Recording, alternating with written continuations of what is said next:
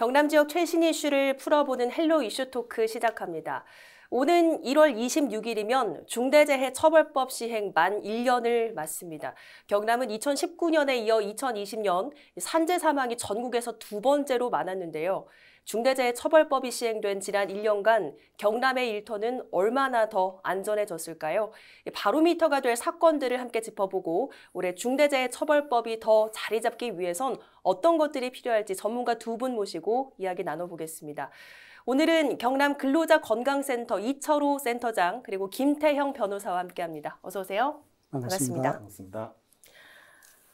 작년 1월 27일부터였죠. 중대재해처벌법이 시행이 됐습니다. 먼저 시청자분들 이해를 돕기 위해서 핵심 내용부터 좀 짚어주시면 좋겠습니다. 네, 우리나라가 여러 분야에서 두각을 나타내고 있습니다만은 이 산재 사망, 즉 산업재해 현실 또한 굉장히 부정적인 면에서 두각을 나타내고 있습니다. 세계 순위권인데요.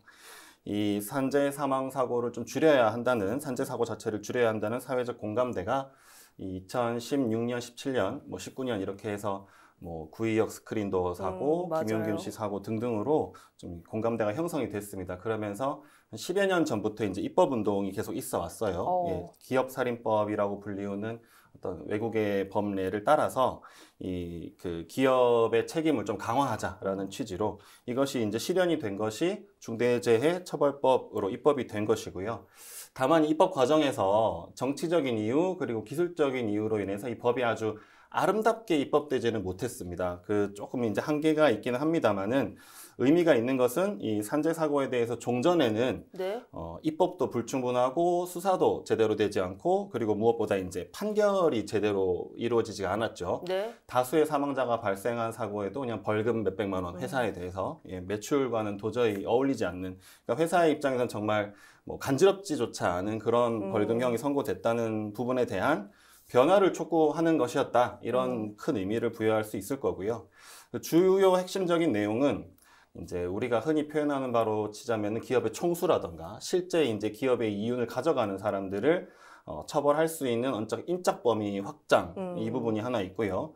그 다음에 안전보건 확보를 하도록 의무를 지우고 있는 것, 이것이 이제 의무의 내용이 되고, 효과에 있어서는 형벌을 강화하는 것. 그래서 이제 법정형은 경영 책임자 등에 대해서 1년 이상의 징역, 그리고 벌금은 최대 50억까지 이 회사에 대해서 부여할 수 있게 되어 있는데 여러 가지 좀 한계가 또 있기는 합니다. 그리고 또 그 밖에도 민사상으로 징벌적 손해배상이랑 정부에 대해서 중대재해 예방 대책을 수립하고 시행할 것, 이런 의무를 지우고 있는 그런 내용입니다. 작년 현황이 좀 궁금한데 도내 산업재해 어느 정도 발생을 했습니까? 네, 사실 산업재해라는 것을 100% 예방하기는 굉장히 힘듭니다. 왜냐하면 사전 교육이나 현장의 위험성이 아무리 제거되어 있다 하더라도 이 사람이라는 존재는 원래 실수를 할 수 있는 존재거든요.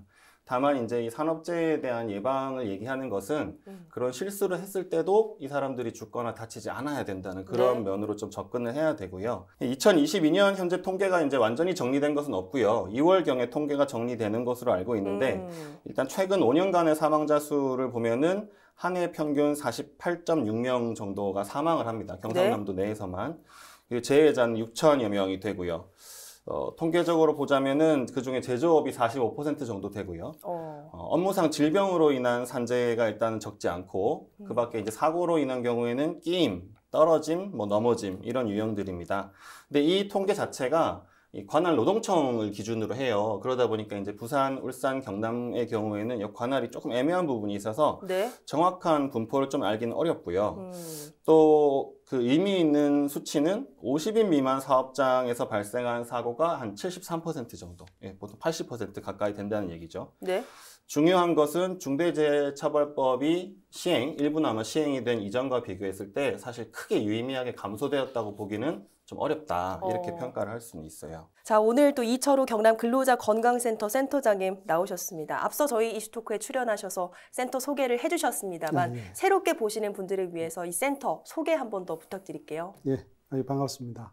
저는 경남 근로자건강센터의 센터장 이철호라고 합니다. 근로자건강센터는 50인 미만 소규모 사업장에 근무하는 근로자들의 건강관리를 하는 곳입니다. 대개 이제 사업장에 보면 근로자의 건강관리 또는 안전관리를 위해서 보건관리자 또 안전관리자를 두도록 되어 있습니다. 그 규정이 50인 이상 사업장이거든요. 그러니까 50인 이하 사업장에는 그런 규정조차가 없습니다. 그러니까 이제 안전관리하거나 건강관리할 수 있는 책임자나 전문가가 네. 없다는 얘기죠. 그래서 그런 부분들의 관리를 위해서 공공 영역에서 관리할 수 있는 시스템을 만든 것가 이 근로자관센터입니다. 그러니까 그 근로자관센터란 50 미만 사업장의 보건관리자 업무를 대신해 주는 것이다 라고 생각하시면 될 것 같아요. 알겠습니다. 전국에 23군데가 있고요. 네. 그리고 부산, 울산, 경남 지역에는 한 군데씩 있습니다. 부산에 하나, 울산에 하나, 경남에 하나. 그리고 경남근로자센터는 2012년도에 처음으로 개소되어서 네. 올해 이제 12년째 운영되고 있습니다. 그렇군요. 자, 앞서 변호사님께서 이런 말씀 주셨습니다. 중대재해처벌법 시행 전과 후를 비교했을 때 크게 변화는 없는 것 같다. 이런 말씀 주셨는데 현장에 계시니까요. 실제로 어떻게 보시는지 궁금한데요. 사실 아까 전에 이제 변호사님께서 얘기하셨듯이 중처법이 50인 이상 사업장이 네. 이제 적용되는 것이라서 저희들이 이제 관할하고 있는 사업장은 좀 50인 미만이기 때문에 관계는 없지만 그 대규모 사업장들도 사실은 소규모 사업장이 들어가 있는 대규모 사업장이 그렇죠. 많습니다. 정업 구조로 되어 있기 때문에 상당히 좀 신경을 쓰고 있는 것 같아요. 뭐 예를 들어서 보건관리 체계를 만든다든지 또 사람을 채용한다든지 그렇게 해서 신경을 많이 쓰고 있는데 그게 실효성이 있느냐 이런 부분들은 좀 전에 변호사님 얘기하신 것처럼 결과물로 나타나지 않는 것 같은 이런 모습은 보이는 것 같습니다. 중대재해처벌법 시행 후 만 1년이 지났습니다. 그 사이 성과를 짚어보면서 앞으로는 좀 실효성이 있도록 발전시켜 나가는 게 가장 중요할 텐데 그래서 저희가 수정 또 보완이 필요한 점들 짚어보고자 합니다. 가장 의미 있었던 사건, 사고 또 현재 진행 상황을 함께 짚어보려고 하는데요. 작년 2월이었죠. 중대재해처벌법 위반 혐의로 전국에서 처음으로 기소된 사건이 있었습니다. 바로 두성산업 산재. 아마 많이들 기억하실 겁니다. 전국 언론에서 계속해서 보도가 쏟아졌으니까요. 이 업체가 사실상 지금 폐업했다고 알려져 있는데 이걸 좀 다른 면에서 봐야 한다고요? 아, 예. 일단은 이 사건에서 질병 사고가 발생한 건데 이제 급성 간염 중독으로 두성 산업뿐만이 아니라 이제 대응 R&T라는 업체가 또 중요하게 관계가 되어 있고 네. 이제 사실 독성 물질을 공급한 업체가 또 있습니다. 그 업체까지 이제 3개의 업체 및 그 관련자들이 이제 조사를 받고 기소가 되어야 되는 상황이었는데 사실 이제 우리가 이제 이거를 두성 산업 산재로 기억하고 있는 이유는 중대재해처벌법을 이유로 기소가 된 것은 두성산업만 있었고 대응 R&T의 경우에는 사실관계가 굉장히 유사함에도 불구하고 중대재해처벌법으로는 기소가 안 됐어요. 그래서 이제 중처법 위반은 두성산업만 걸려 있는 상황이고 굉장히 그런 면에서도 유의미한 사고죠. 지금 일단은 말씀하셨던 대로 일단 이게 중처법상 중대재해처벌법이 규정하고 있는 질병산재로서는 1호 사건이었고요. 기소가 된 것도 1호였고요. 네. 동시에 이제 그 대표에 대한 구속영장이 신청이 됐었다가 기각된 것도 1호. 예, 기각이 그리고, 됐습니까? 예. 이제 구속된 분들은 저희 공급업체 대표님이랑 그 부분만 구속이 되셨고, 이제 두성산업 쪽의 대표분은 구속영장 기각이 됐었어요. 그래서 그런 것들이 이제 학자들이나 이제 여기 변호사님들에게는 이제 초미의 관심사, 왜 기각이 됐느냐, 또 기각 사유에 이런 것들이 그런 부분이 있었는데, 또 두성산업 쪽에서 이제 이번에 위헌법률 심판 제청을 했죠. 그것도 1호가 되는 거고, 굉장히 유의미한 사건입니다. 근데 이제 제 입장에서는 이제 가장 유의미한 것은 대응 R&T는 왜 중처법 위반으로 기소가 되지 않았을까라는 부분이 제일 커요. 거의 이 양쪽의 사실관계가 비슷합니다. 비슷한데, 그리고 검찰에서 이제 그 불기소를 하면서 불기소를 이런 이유로 한다라는 입장을 표명을 한 게 있는데, 그 부분이 이제 중처법의 조문 자체 해석과 과연 부합하느냐에 대해서 좀 의문이 있어요. 그래서 시민노동사회에서 여러 가지 비판을 하고 있는 상황이고, 그 검찰의 해석에 따르면 이 법이 굉장히 한 절반 정도가 떨어져 나가는 그런 상황이 되죠. 그러니까 안전보건 확보 의무를 체계를 갖추고 이행을 할 것, 이렇게 두 가지거든요. 그러니까 체계를 갖출 것과 이행을 할 것인데 두성산업에 대해서 불기소를 한 이유는 체계는 갖추었으니까 이행을 했는지 여부는 따지지도 묻지도 아니하고 무혐의다 이렇게 돼버린 거죠. 반면에 두성산업에 대해서는 체계도 안 갖췄다 이런 내용이에요. 예. 근데 법에는 분명히 체계를 갖추고 이행을 할 것 이렇게 돼 있는데 요거를 그렇게 해석할 수 있을까? 그러니까 이게 안전보건 의무를 체계를 갖추고 이행할 것이라고 법에는 규정이 돼 있습니다만 네. 체계만 갖췄다 해서 그렇죠. 그 R&T? 네, 대응 R&T. 대응 R&T는 네. 기소가 되지 않았다. 네, 그렇게 명시적으로 그렇게 써놨어요. 검찰이 보도자료를 낸데 네. 그래서 좀 용감한 건가 뭔가 잘 모르겠는데요. 그 질병 산재로서 또 인정된 것이 굉장히 유의미하긴 한데 네. 지금 이제 그 시행령 개정으로 계속 이야기되고 있는 것 중에 하나가 이 질병의 범위가 애시당초에 그렇게 널널하게 충분하게 규정되지 않았거든요. 네. 근데 심지어 이걸 더 좁히려는 지금 운동이 있어요. 저쪽에서. 재계 쪽에서는 이걸 더 줄여야 된다. 이렇게 얘기를 하고 있기도 하고. 그 다음에 이게 이제 두성산업의 경우에 이제 폐업을 사실상 한 것 같아요. 네. 이제 업장이 원래 2개였는데 하나의 업장은 거의 뭐 한 75% 이상을 넘겼다라고 하고 있고, 그거를 이 재판에 있어서 본인들의 양형 요소로서 이제 좀 이제 그 호소를 하고 있는 상황이긴 합니다. 근데 이 부분의 경우에는 제 입장에서는 두성산업을 비난하는 것 이전에 법인이잖아요, 법인. 네. 그러니까 원래 중대재해처벌법이 들어온 이유는 법인이라는 존재에 대해서 우리가 처벌을 너무 제대로 못하고 있다라는 반성의 의미가 있었거든요. 근데 중대재해처벌법이 아쉽게도 이 법인의 형벌 능력에 대한 거를 완벽하게 해결하지는 못했거든요. 그러다 보니까 두성산업이 예를 들어 아예 폐업을 하게 된다. 네. 그러니까 법인의 경우에 폐업이라는 거는 이제 사람으로 치자면은 사형이랑 비슷한 건데 네. 아예 청산을 한다는 것은 우리 법에는 이런 형벌을 내릴 수 있는 규정은 없단 말이에요. 그냥 그 법인에 대해서 지금 벌금을 얼마 이상 선고할 수 있다만 있는 거죠. 근데 그 법인이 결국 벌금을 못 낸다? 네. 그러면 사실 의미가 없어요. 그렇겠네요. 예, 그런 부분들이 조금 이제 좀 뭐 함정이라고 할까요? 좀 불충분한 규율의 부분이다. 이런 부분에 있어서 좀 생각해 볼 것이 굉장히 많은 사건이라고 볼 수 있습니다. 자, 이철호 센터장님께서는 이 두성산업의 금속 중독 산재 이후에 같은 물질로 인한 산재가 일어난 그 도내 기업 노동자들을 직접 진료한 바가 있으시다고요? 네. 어떻게 좀 보셨습니까?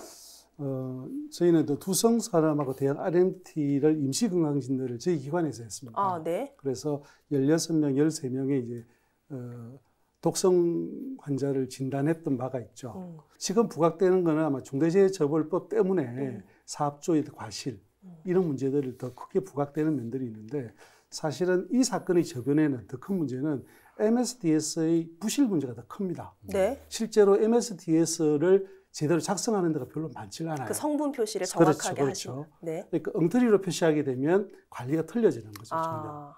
그래서 근데 이 물질 관리를 어디서 하느냐? 네. 결국엔 노동부에서 해야 되는 거거든요. 아. 그러니까 이 부분들이 그렇군요. 부각되지 않고 네. 그 중대재해처벌법에 의한 사업주의 어떤 관리 부실 이 부분들이 부각된 면에는 상당히 다른 측면도 있을 거라는 생각이 드는 거죠.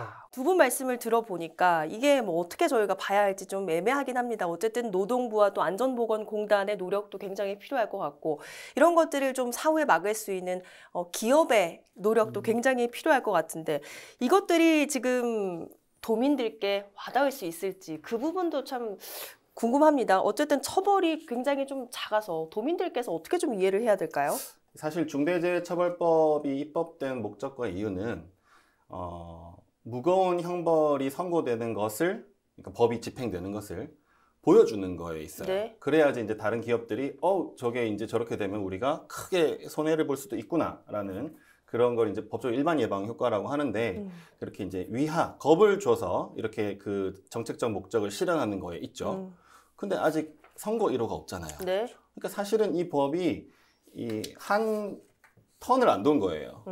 근데 지금 이제 실효성이 굉장히 없다. 물론 지금 통계상으로 그렇습니다. 실제로 그런 부분이 있기 때문에 그런 얘기들이 나오면서 이제 중처법 자체의 존립을 막 이렇게 위협하는 얘기들이 나와요. 근데 적어도 한 턴은 돌아야 되지 않을까.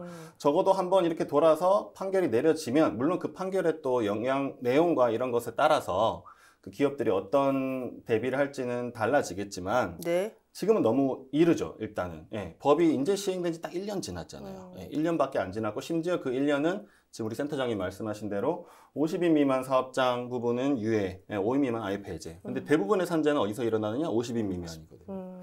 그러니까 사실은 이거는 일종의 약간은 흑색선전 같은 거라고 저는 생각을 해요. 예, 그러니까 처벌 1호가 부재한다는 것이 확실히 그런 부분이고 또 결국은 지금 두성산업 쪽에서 위헌법률 심판 제청을 했는데 네. 그 내용 부분도 그렇습니다. 그러니까 일종의 공포 마케팅 예컨대 어떤 내용으로 위헌 신청을 한 건가요? 명확성, 크게 보면은 명확성이랑 좀 불명확하다라는 부분이랑 법 자체가 불명확해서 위헌이다. 그리고 비례성, 그러니까 잘못에 비해서 너무 크게 처벌한다, 이런 두 가지 부분이거든요. 근데 비례성 부분은 사실 조금 주장이 좀 약하고요, 굉장히. 네. 이건 왜냐하면 입법자가 일단 입법을 한 거예요. 네. 네. 네. 근데 이거를 이제 그 위헌 심판 제청하면서 교통사고랑 비교를 하면서 이게 너무 과하다 이래요. 근데 산업재해와 교통사고가 같냐는 거예요. 전혀 다르거든요. 그렇죠. 예. 그런 부분이고, 명확성 부분은 사실은 이제 이 법이 새롭게 좀 도입이 되다 보니까 아까 말씀드렸던 어떤 아름답지 못한 부분이라는 게 조금은 불명확하다고 볼 수 있는 부분이 있어요. 예컨대 뭐 체계를 갖출 것, 어떤 체계를 갖추라는 거지, 이행을 할 것, 어떤 걸 이행하라는 거지, 그게 좀 구체화되어 있긴 하지만 조금 불명확한 부분이 있습니다. 이제 이런 부분들을 짚고 넘어가는 건데, 그 전에 있어서 너무 이게 좀 공포심을 심어주는 것처럼, 예컨대 산재만 발생하고 누가 죽기만 하면 대표는 무조건 처벌된다, 이런 식으로 지금 그 저쪽에서 네. 재계나 이런 쪽에서 홍보를 했단 말이죠. 굉장히 잘못된 거죠. 그러니까 사실은 이 법은 지금 발전시켜야 되느냐 말아야 되느냐가 아니라 어떻게 보면은 최소한의 원형을, 이 원형도 충분하지 않은 원형이었지만 이걸 유지할 수 있느냐 없느냐의 기로에 서 있다고 저는 생각을 하고요. 이건 반드시 유지를 해야 됩니다. 왜냐하면 이 법의 입법이 되면서 우리가 확인한 것도 하나는 반대 기류가 엄청나게 많다는 거예요. 뭐냐, 여전히 사람을 갈아 넣어서 이윤을 창출하겠다는, 지금 대한민국이 산재 순위권이라고 말씀드린 게 산재 사망수가 세계 OECD 국가에서 3, 4위 뭐 이 정도 찍어요. 1위라고 광고했다고 지금 모 경제신문에서는 1위가 아닌데 왜 그러냐 이러고 있는 상황이란 말이에요. 얼마나 웃긴 상황인가요? 일하러 갔다가 못 돌아오는 거예요, 가장이. 예, 그런 일들이 부지기수로 일어나는 거고 하루에 3, 4명이 죽어갑니다. 그런 상황인데도 불구하고 여전히 그 반대 기류, 즉 이 법을 통해서 산재를 예방하고 산재를 줄이자는 목적에 대해서조차 반대하는 사람들이 있다는 걸 우리가 확인했단 말이에요. 그러니까 이 법은 더 이상 절대 양보해서는 안 된다는 거죠. 저는 그렇게 생각을 합니다. 예. 절대 양보해서는 안 된다. 이런 말씀 변호사님께서 주셨는데, 아무래도 센터장님께서는 이런 그 산재를 당한 그 노동자들을 직접 만나고 또 치료하는 과정에 계시기 때문에 이런 것에 대한 느끼는 바가 좀 남다르실 것 같습니다. 어떻게 보세요? 산업안전보건법에는 사실 많은 걸 규정해 놓고 있단 말이죠. 그 법만 잘 준수를 한다면 충분히 사업주가 중대재해 처벌 안 될 수도 있습니다. 네. 그런데 그걸 반도 준수하지 않기 때문에 생기는 문제라는 거거든요. 그렇다면 제일 큰 문제는 제가 보기에는 그래요. 사업장이 한번 진단을 한번 다 해볼 필요가 있습니다. 네. 실제로 보건관리가 잘 되고 있는지, 안전관리가 잘 되고 있는지, 법을 잘 준수하고 있는지 부분들을 한번 다 점검을 해야 되는데 그걸 점검할 수 있는 전문가나 인력이 부족한 분도 네. 없지 않아 있는 것 같아요. 자율안전진단, 자율보건진단을 다 한번 받아보시는 것들이 좋을 것 같아요. 그러면 우리가 보건관리, 안전관리를 할 때 문제점이 다 드러날 수 있을 거고 그거를 어떻게 수정해 나갈 것인지가 다 개선될 수 있을 것 같긴 합니다. 그래서 이런 기회가 중대재해처벌법이 이끄는 바른 방향의 제도가 아니겠는가 이런 생각을 합니다. 기본만 준수하면 이 법의 그 처벌을 피할 수 있다라고 기본만 지키도록 그 기업들에게 강요하는 것, 이 부분일 것 같습니다. 센터장님께서 어떤 게 좀 나름대로 성과라고 보시는지요? 최근에 이제 그 사업장에서 보건관리자 채용이 굉장히 많이 늘었어요. 그러니까 인력난이 있을 만큼. 네. 많은 사람들이 채용 못한 사람이 뭐 간호사를 비롯해서 또는 위생기사 이런 부분들이 기업에 많이 채용을 된 걸 많이 보이거든요. 네. 그러니까 그만큼 많이 필요로 한다는 거죠. 그렇게 사람을 채용하고 어떻게 이제 규정을 만들고 실천을 하고 이런 네. 부분들은 차차 이어질 거라고 생각이 듭니다. 1차적으로는 사람이 많이 들어갔다는 것은 뭔가 신경을 쓰고 있다는 것을 그러네요. 보여주는 기본적인 사실인 것 같거든요. 근데 이걸 성과를 거둬내려고 그러면 네. 아까 말씀하신 것처럼 상당히 기간이 필요할 것 같다. 근데 이제 이런 어떤 법률적이 약화된다면 네. 이 채용되는 사람들도 좀 잘리지 않을까. 그럴 수도 있겠네요. 그럴 가능성은 상당히 있다는 거죠. 중대재해처벌법 실효성이 있으려면 우리 모두가 계속해서 관심을 갖고 지켜보는 수밖에 없는 것 같습니다. 오늘 두 분 말씀 여기까지 듣겠습니다. 고맙습니다. 네, 오늘 방송은 유튜브 채널 헬로 경남에서 다시 보실 수 있습니다. 함께해 주신 여러분 고맙습니다.